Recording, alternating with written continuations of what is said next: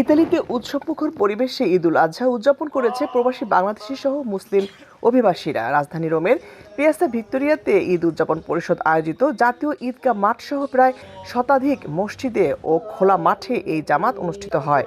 দূতাবাসের charge the affairs Mohammad Jasimuddin প্রবাসীদের সঙ্গে নামাজ আদায় করেন।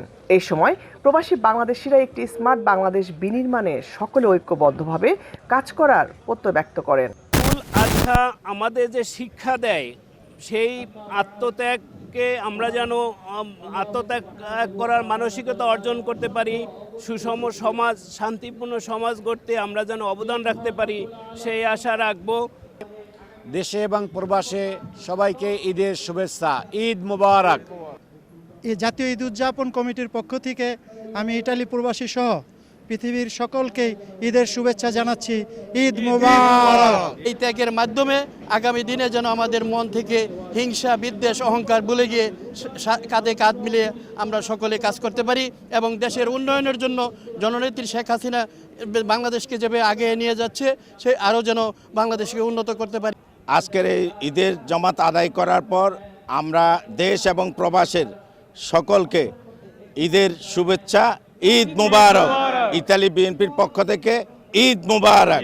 জননেত্রী শেখ হাসিনার হাতকে শক্তিশালী করার জন্য, একটি স্মার্ট বাংলাদেশ প্রতিষ্ঠা করার জন্য ইতালি যুবলীগ কাজ করে। সবাই ইউনিটি হয়ে একটা বৃহত্তর দেশের স্বার্থে বৃহত্তর ভূমিকা শান্তিপূর্ণভাবে পালন করব।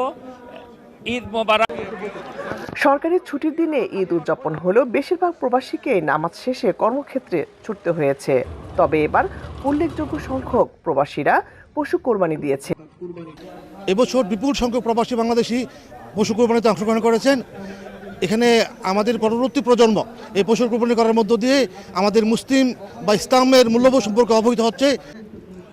আসলে কোরবানি ঈদের আনন্দ হচ্ছে গরু কিনা, তা আমরা তো আর প্রবাসী থেকে সেই আনন্দটা পাচ্ছি না। তারপরেও এখানে কিন্তু কিছু ফার্ম হাউস চালু হয়েছে, আমরা সেখানে যাই দেশের আনন্দটা ভাগাভাগি করার জন্য। যদিও ইতালিতে সরকারি ছুটির দিন, কিন্তু আমাদের ছুটি নেই, আমরা সবাই কর্মব্যস্ততার মাঝে আছি। আর আমাদের মনে দেশের মতো ঈদের আনন্দটা নেই। এই সময় ইতালি প্রবাসী বাংলাদেশি কমিউনিটির বিশিষ্টজনেরা একটি স্থায়ী ঈদগাহ মাঠের দাবি জানান। সেই সঙ্গে চেয়েছেন হানাহানি ও যুদ্ধমুক্ত একটি বিশ্ব।